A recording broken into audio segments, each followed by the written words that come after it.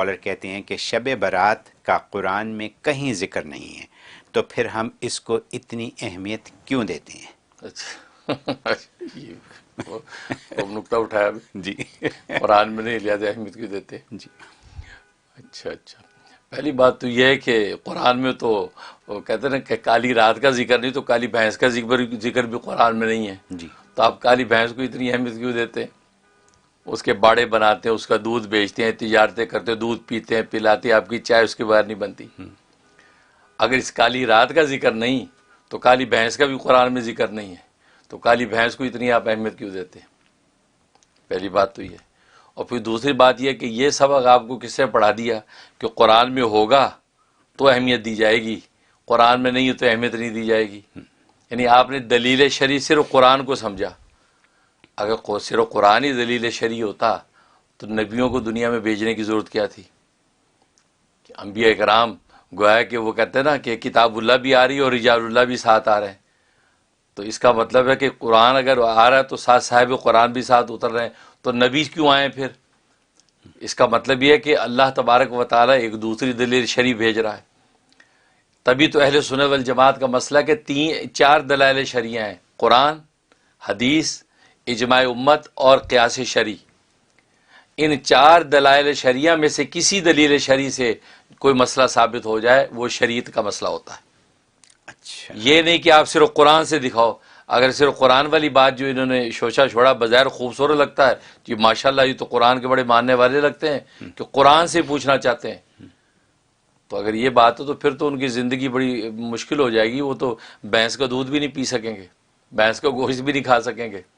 تو ان سے پھر پوچھا جائے گا آپ بھینس کو اتنی اہمیت کیوں دیتے ہیں؟ بھائی قرآن میں تو اس کا ذکر نہیں ہے، ٹھیک ہے نا۔ چائے کو اتنی اہمیت کیوں دیتے ہیں؟ جی چائے تو قرآن میں ذکر نہیں ہے۔ چنے کی دال کو اتنی اہمیت کیوں دیتے ہیں؟ قرآن میں تو اس کا ذکر نہیں ہے۔ تو قرآن میں تو بہت چیزوں کا ذکر نہیں ملے گا پھر، تو معلوم یہ ہو کہ دوسری دلیل شرعی یعنی حدیث کے اندر دیکھو، حدیث میں نہیں ہے تو اجماع امت نے اجماع جو کیا اس مسئلے پہ وہ نہیں، تو قیاس شرعی، شریعت کے اصول کے مطابق قیاس کرو گے، اس قیاس سے مسئلہ ثابت ہوگا۔ اور کتنے مسائل شرعیہ ہیں جو قیاس سے ثابت ہو رہے ہیں۔ تو پہلی مسٹیک تو ان کی یہ میڈیا اسکالر نے جو یہ قاعدہ بیان کر دی جو قرآن میں نہیں ہے لہذا اہمیت کیوں دیتے ہیں۔ اور پھر دوسری بات یہ کہ ڈبل سٹینڈرڈ لگتا ہے ان کا کہ جن راتوں کا قرآن میں ذکر ہے اس کو دیکھ کے یہ قرآن کو اہمیت نہیں دیتے۔ یعنی یہ تو شب برات کی بات ہو رہی ہے نا کہ شب برات کا جو قرآن میں ذکر نہیں ہے لہذا ہم اہمیت کیوں دیتے ہیں۔ شب معراج کا تو ذکر قرآن میں ہے، شب اسراء لیلۃ اسراء کا تو قرآن میں ذکر ہے، اس وقت جب دیکھتے ہیں تو پھر قرآن کو اہمیت نہیں دیتے ہیں۔ اور وہ تو اللہ نے اتنی شد و مت سے ذکر کیا، سبحان الذی اسریٰ بعبدہ، پاک ہے وہ ذات جو لے گئی اپنے بندے کو لیلاً، رات کے مختصر وقت میں، من المسجد الحرام الی المسجد الاقصی، مسجد حرام سے مسجد اقصی تک، الذی بارکنا حولہ، جس کے ارد گرد وہاں ہم نے برکتیں برکتیں نازل کر رکھی ہیں، لنریہ من آیاتنا، تاکہ ہم اس بندے کو یعنی محمد صلی اللہ علیہ وسلم کو جو ہے عظیم الشان اپنی نشانیاں دکھائیں۔ انہ هو السمیع البصیر، بے شک وہ اللہ تبارک و تعالی جو ہے خوب سننے والا دیکھنے والا ہے۔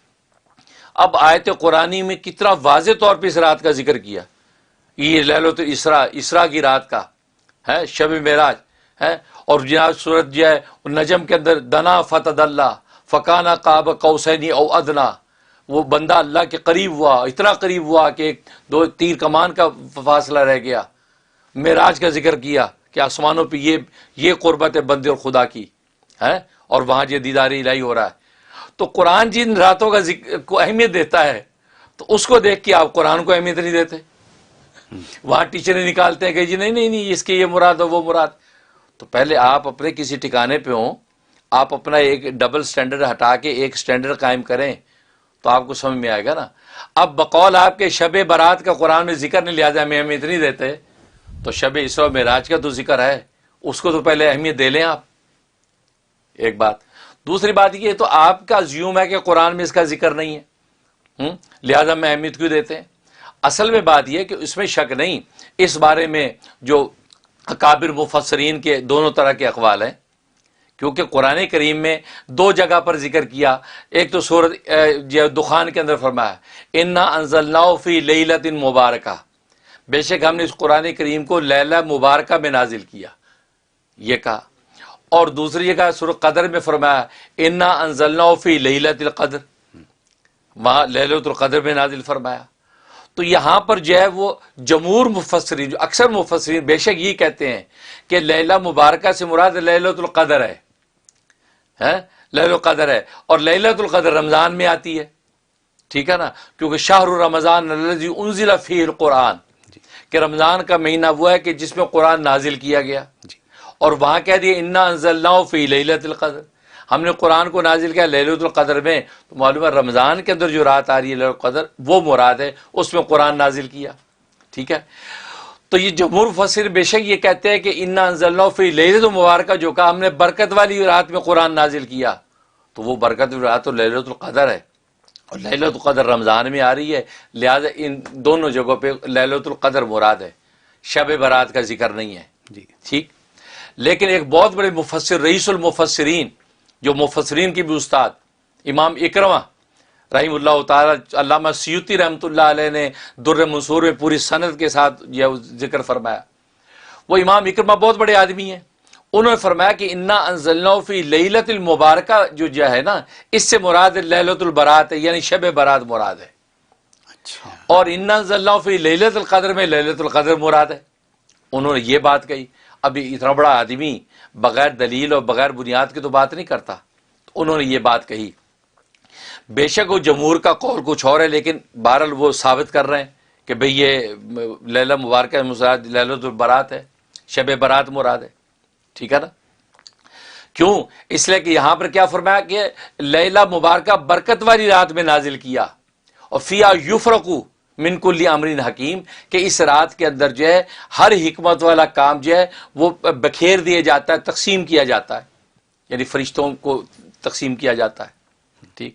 اب یہاں آپ اصل میں قرینے دیکھیں، ان میڈیا اسکال کو ویسے قرینے دیکھنے کا بہت شوق ہے، تو یہاں قرینہ دیکھیں. قرینے ایسے اختیار کیا اللہ تبارک و تعالیٰ نے کہ آپ کو ماننا پڑے گا کہ امام اکرمہ کی بات میں جان ہے، وزن ہے، بے وزن بات نہیں ہے. دیکھو سورۃ قدر جو ہے یہ 25ویں نمبر پر نازل ہوئی، نزول کے وقت بھی اس کا 25واں نمبر 25، 25ویں نمبر پہ نازل ہوئی، اور اس میں اللہ تبارک و تعالی تفصیل سے بیان کر دیا انا انزلناہ فی لیلۃ القدر، ہم نے اس قرآن کو لیلۃ القدر میں اتارا. وما ادراک ما لیلۃ القدر، تجھے کیا معلوم کہ لیلۃ القدر کیا ہے؟ اور ایمفسائز کر رہے ہیں لیلۃ القدر خیر من الف شہر، لیلۃ القدر جو ہے یہ 1000 مہینے کی عبادت سے افضل ہے. یہ صاف صاف بتا رہے ہیں. اس رات میں کیا ہوتا ہے؟ تنزل الملائکۃ والروح فیہا باذن ربہم، کہ نازل ہوتے ہیں فرشتے اور روح الامین یعنی جبرائیل علیہ الصلوۃ والسلام ہے اللہ کے جو ہے وہ احکامات اذن کے ساتھ، اور ہر امر اور تدبیر حکم کو لے کر. اب دیکھو اس کے اندر پوری ڈیٹیل سے بیان کر دیا کہ یہ رات لیلۃ القدر ہے، اور وہاں نزول ملائکہ ہوتا ہے. اور یہ سورت جو ہے دخان یہ 64ویں نمبر پہ نازل ہوئی، 64، 64ویں نمبر، 25 کے بعد 64ویں نمبر پہ یہ نازل ہوئی. اس میں اللہ فرماتے انا انزلناہ فی لیلۃ المبارکہ، کہ ہم نے نازل کیا اس قرآن کو لیلہ مبارکہ میں. اور اس کے اندر جو ہے آگے فرمایا فیہا یفرق، اور یہ رات کیسی ہے؟ فیہا یفرق من کل امر حکیم. فرمایا کہ یہ رات، اس رات کے اندر کیا کیا جاتا ہے؟ اس کے اندر وہ حکمت والے امر جو فرشتے لے کے اترے تھے، لیلۃ القدر میں کہا جو اترتے ہیں، وہ حکمت والے جو امور تھے وہ تقسیم کیے جاتے ہیں فرشتوں میں، یفرقو، بکھیرے جاتے ہیں، تقسیم کیے جاتے ہیں. تو یہاں دیکھو آپ کو دو عنوان ملے، ایک وہ احکام الہی کی تقسیم، ایک وہ احکام الہی کی تنزیل. ٹھیک. تو دیکھو ظاہر ہے کہ جب کسی حکم نامے کو بادشاہ نے نافذ کرنا ہوتا ہے تو پہلے اس کی لکھوا کے مور لگا کے وزیر کے حوالے کرتا ہے نا. اب وزیر اپنے کارندوں کو دیتا ہے، کرندے لے کے اب اس کو ملک میں نافذ کرتے ہیں. تو پہلے وہ چیز تیار کی جاتی ہے، لکھی جاتی ہے، مور کی جاتی ہے، فیصلہ کیا جاتا ہے، اب آگے نازل کیا جاتا ہے نا، سیدھا ڈائریکٹ تو نہیں کیا جاتا. اب اللہ اصل میں یہ ترتیب بتا رہا ہے کہ یہ انا انزلناہ فی لیلۃ مبارکہ، یہ برکت والی جو رات ہے نا، اس میں وہ جو احکام الہی دنیا کے اندر جو سال بھر ہونے ہیں وہ ان کو تیار کر کے لکھ کے وہ تقسیم کر دیے گئے فرشتوں میں، لو بھائی یہ احکامات فلاں کے، یہ اتنا، یہ اس سال مرے گا یہ جیے گا، یہ مرے گا یہ جیے گا، یہ حج کرے گا، یہ اتنے نیک اعمال کرے گا، اور اس کا اتنا رزق اتارا جائے گا، ساری ترتیب پورے سال کی بنا کے وہ سارے کے حوالے کر دی جاتے فیصلے جو حوالے کر دی جاتے ہیں، تو لیلۃ القدر بھی آتی ہے تو وہاں تنزیل ہو رہی ہے، تنزل اتر رہی، وہ فرشتے جی کوئی فرشتے اتر کے وہ تدبیر کر دیتے ہیں۔ تو یہ تو بالکل درایت اور عقل و دانش بھی کہتی، کتنی ترتیب کے ساتھ قرآن نے یہ بات بیان کر دی۔ ایک جگہ تقسیم ہو رہی ہے فیصلوں کی، اور ایک جگہ اس کی جو تنزیل ہو رہی ہے، نازل کر دیے، تو دونوں میں کوئی آپس میں تضاد نہیں ہے۔ لہذا لیلہ مبارکہ سے مراد لیلۃ البرات ہی ہے، شب برات ہے، کہ جس کے اندر جو ہے اللہ تبارک و تعالیٰ یہ فیصلے کرتے ہیں۔ کیونکہ یاد رکھیں کہ قرآن کریم یہ نازل ہونے سے مراد یہ زمین پہ نازل ہونا نہیں ہے قرآن کا، انا انزلناہ فی لیلۃ القدر، قرآن کو ہم نازل کیا، تو وہ دیکھو نزول دو طرح کا ہے قرآن کا، ایک نزول واقعی ہے، ایک نزول تدریجی ہے۔ تدریجی نزول کا مطلب یہ ہے کہ وہ وقفے سے اپنی ضرورت کے مطابق اترتا رہا، وہ تو 23 سال میں 23 ایئر میں رسول اللہ صلی اللہ علیہ وسلم پہ اترا، یہ نزول تدریجی ہے، ٹھیک۔ ایک نزول واقعی ہے، اکٹھا ایک دم لوح محفوظ سے اتارا، اکٹھا پورا، اس کو کہتے ہیں نزول واقعی، یہ اس رات کے اندر اترا ہے، ٹھیک۔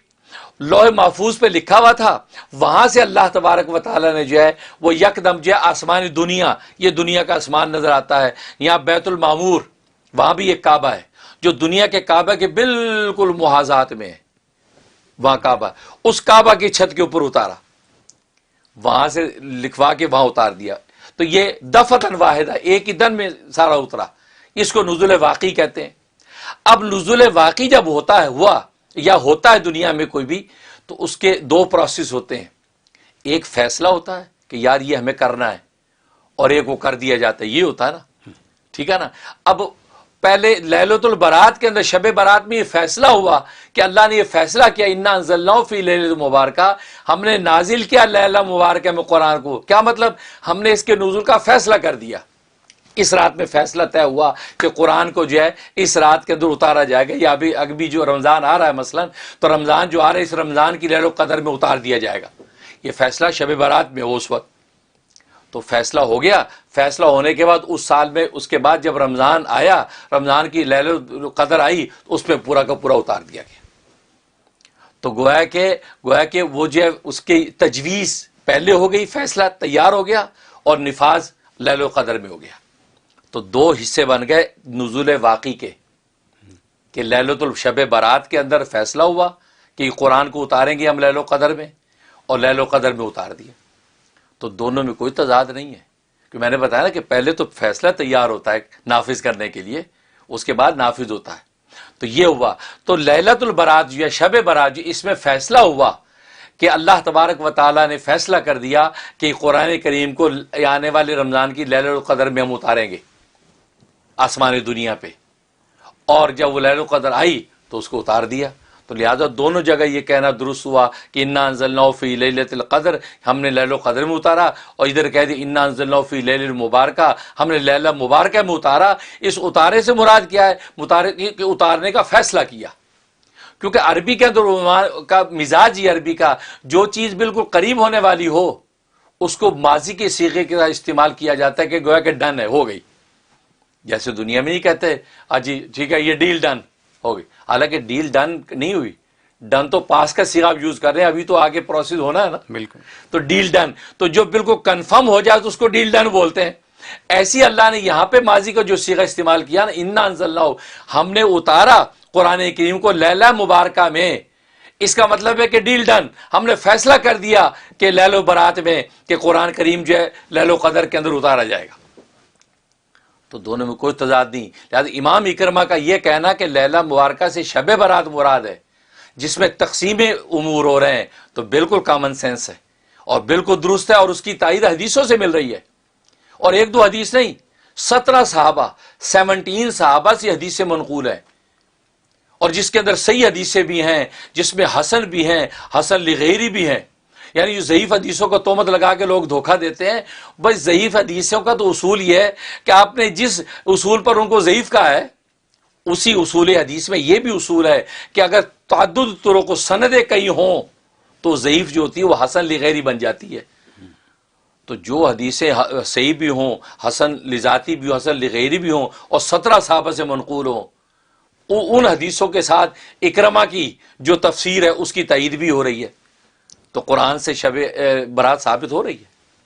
آپ اپنے الزام میں سمجھو کہ قرآن میں شب برات کا ذکر نہیں ہے، کیسے ذکر نہیں ہے؟ انا انزلناہ فی لیلۃ مبارکہ، لہٰذا اس لیے امام و اکرمہ نے فرمایا کہ یہ جو ہے نا اس سے مراد شب برات ہے، شب برات۔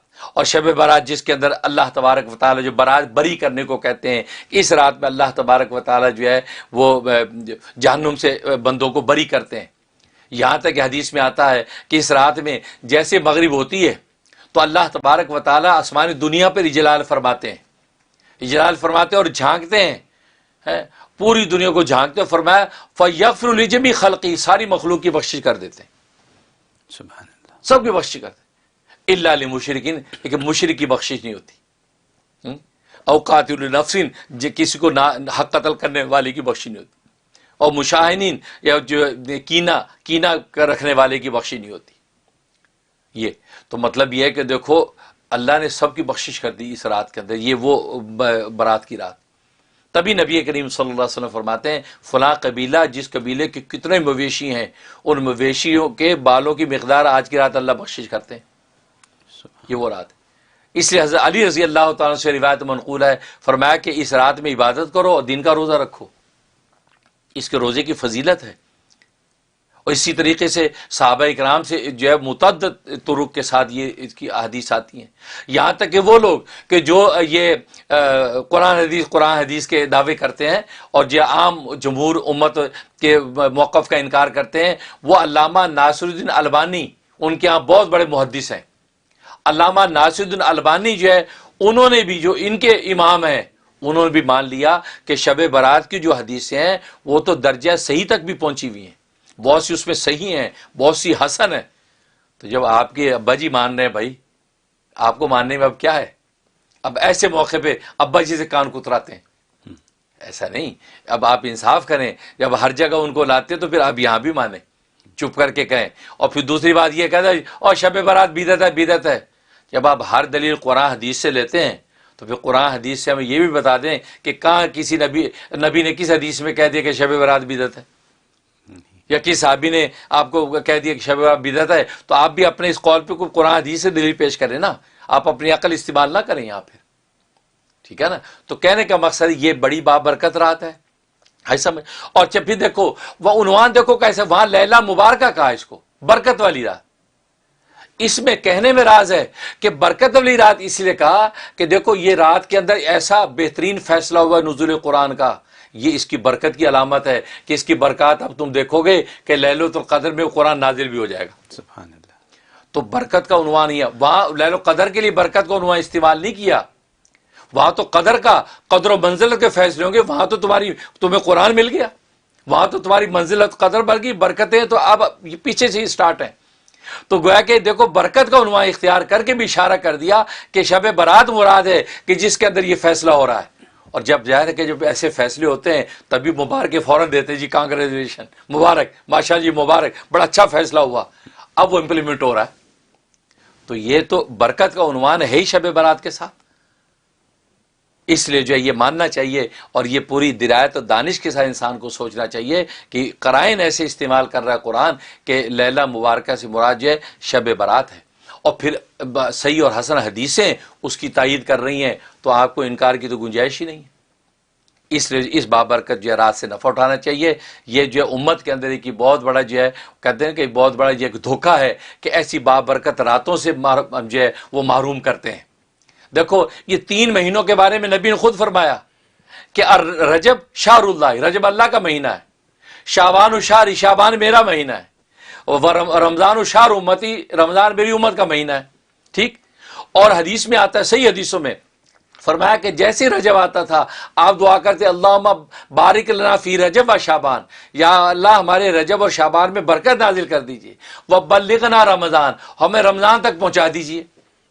کیا بات ہے ان 3 مہینوں کی کیا خصوصیت ہے بھائی؟ ایک کو اللہ کا مہینہ بنا دیا، ایک کو رسول اللہ کا مہینہ بن گیا، ایک امت کا، باقی کسی مہینوں کے بارے میں کوئی ایسی بات نہیں کی. ان کی بات کرنے کی وجہ کیا ہے؟ ان کو اتنی اہمیت کیوں ہے؟ ان مہینوں کی اہمیت راتوں کی وجہ سے. کیونکہ یہ بات تو آپ مانتے ہیں کہ رمضان کی اہمیت اس کے رات لیل و قدر کی وجہ سے ہے. لیلۃ القدر کی وجہ سے رمضان کی اہمیت کہ سارے مہینوں کا سردار بن گیا. اب پیچھے شعبان کو غور کریے، یا شعبان کی اہمیت کیوں؟ وہ آپ ڈھونڈیں گے تو آپ کو ایک رات ہی ملے گی کہ وہ رات کی وجہ سے، وہ لیلۃ البرات، شب برات، اس کی وجہ سے شعبان کی اہمیت ہے. ورنہ آپ ہمیں وجہ اہمیت بتا دیں شعبان کی اہمیت کس وجہ سے. پھر سوائے اس کی کہ ہم کو ماننا پڑے گا کہ شب برات اس کے اندر ہے، تبھی اللہ نے اس کو اہمیت دی کہ نبی کا مہینہ قرار دیا. پھر آپ رجب پہ آ جائیں کہ یار رجب کو اللہ کا مہینہ کہہ، اس میں کون سی بات؟ آپ کو ماننا پڑے گا اس میں بھی ایک رات ہے جس کو شب معراج کہتے ہیں، اس کی وجہ سے شب جو رجب کی اہمیت ہے. اس کو اللہ کا مہینہ، کیوں معراج میں اللہ کی طرف سفر ہوا، اللہ نے اس کو اپنا مہینہ بنا دیا. بہت ہے. اور شعبان جو ہے رسول اللہ صلی اللہ علیہ وسلم چونکہ وہاں سے وہ عبادت لے کے آئے تو شعبان اگلا مہینہ نبی کا بنا دیا. اور پھر امت کے لیے جو لے کے آئے تھے قرآن، تو فرمایا کہ یہ جو ہے وہ آپ کو جو ہے لیلۃ القدر، رمضان جو امت کا مہینہ بنا دی. تو لیلۃ القدر کی وجہ سے رمضان کی اہمیت ہے، تو پھر آپ کو ماننا پڑے گا شعبان اور رجب میں بھی کوئی وجہ اہمیت موجود ہے. اگر ہماری اہمیت کو وجہ اہمیت نہیں مانتے، آپ اپنی وجہ بتائیے. پھر آپ کو ماننا پڑے گا اس میں شب برات ہے، اس وجہ سے اس کی اہمیت ہے، اس میں شب معراج، اس وجہ سے اس کی اہمیت ہے. سبحان اللہ، ویری ویل. تو لہٰذا اس وجہ سے یہ دھوکے میں نہ ڈالیں امت، نادان امت کو کہ اوقات ضائع نہ کریں. یہ قیمتی لمحات ہیں. اللہ آسمان دنیا پر حدیث میں آتا ہے، آ جاتا ہے، اور مغرب کے وقت سے آ جاتا ہے، اور صبح صادق تک یہ وہاں سے پکار آتی رہتی ہے. حل من مستغفر فاغفر لہ، ہے کہ تم میں سے بخشی مانگنے والا میں اس کو بخش دوں. حل من مسترزق فارزق لہ، ہے کہ تم میں سے رزق مانگنے والا میں اس کو رزق دے دوں.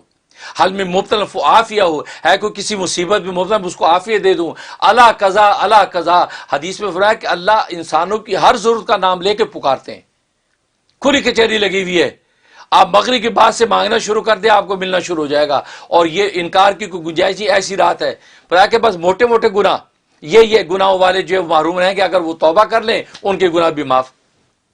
تو یہ تو وہ بخشش کی رات ہے. کیوں؟ اس لیے کہ اگر رمضان آ رہا ہے کہ امت تمہارا مہینہ آگے آ رہا ہے، تو وہاں اس مہینے میں انٹر ہونے سے پہلے اللہ ہمیں غسل توبہ کا موقع دے رہا ہے. یہ غسل توبہ کا موقع ہے. آج کی رات غسل توبہ کر لو، شفاف ہو جاؤ، اور اچھے اگر ایسے اچھے ہوئے کہ کوئی میل نہ رہا، تو جیسے رمضان شروع ہوگا تو رحمت کا عطر تم پہ چھڑک دیں گے. تبھی پہلا عشر رحمت کا ہے. اور اگر ذرا کچی پچی توبہ ہوئی، کچھ میل رہا، تو پہلے 10 دن کے اندر میل اور صاف ہوگا، تو دوسرے عشرے میں تمہاری بخشش ہو جائے گی. اگر اور ہی گندے آلودہ ہوئے تو تیسرے عشرے تک جب پہنچو گے اس وقت تک کافی صاف ہو جاؤ گے. تو عتق من النار، جہنم سے بری کرنے کا پروانہ جاری کر دیں. تو کتنی عمدہ ترتیب، عقل و درایت سے کام لیں تو پورا قرآن سمجھ میں آتا ہے. سبحان اللہ حضرت، بہت خوب، بہت سبحان اللہ. I mean, I don't have any words to say anything، کیونکہ جیسے آپ نے اس کو ثابت کر دیا قرآن اور سنت کی رسول کی جیسی روشنی میں آپ نے ثابت کیا، اس میں کوئی گنجائش نہیں ہے. اب اس میں کوئی کوشچن نہیں بنتا، میرے حساب سے اس میں کوئی کوشچن نہیں ہے.